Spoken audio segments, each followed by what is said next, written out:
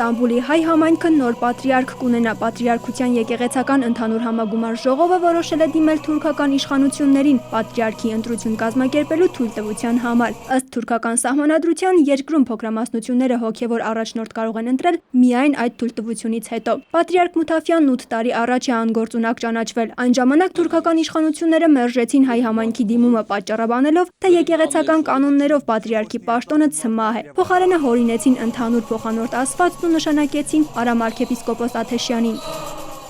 Իհարկե միայն թուրքական իշխանությունները չէին մեղավոր, նաև հայկական համայնքն էր մեղավոր, որը երկու մասի բաժանվեց, մի մասը ուզում էր ընտրություններ, մի մասը ոչ եւ այլն, ու այդ ընթացքում երկու դիմում կատարվեց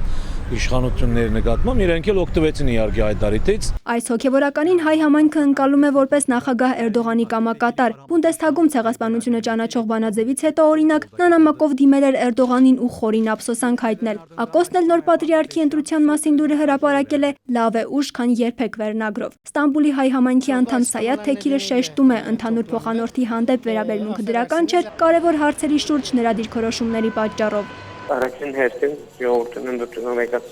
Աթեշյանը, երկրորդը լավալ իր կարգազանությունը իշխանության շատ կողմնակից էր։ Ցեղասպանության նման հարցերի մեջ իշխանությունը նույն կապարավեցելը հայության համար անշուշտ լավ չէր եւ շատ քննադատվեցավ։ Նվիրապետական աթոռը Կոստանդնուպոլսի գրավումից հետո ստեղծել են օսմանյան թուրքերը եւ բոլոր պատրիարքներն են ստիպված եղել աշխատել պետության հետ, բայց նրանցից օրինակ շնորհք պատրիարք Գալուստյանին համայնքը սիրով է հիշում։ Նոր պատրիարքի հնարավոր տեխնացուների մեջ Աթեշյանի անունը նույնպես նշվում է, այլ անուններ եւս կան։ Բեկչյան Սրբազանը գա Գերմանիայում Քյոլնում նստող առաջնորդը, բայց Բեկչյան Սրբազանը դարիքը բավականին առաջացած է։ Երկրորդ գլխավոր տեխնացուներից մեկը Սեբուխ Սրբազան Չուլջյանն է, որը Հայաստանում է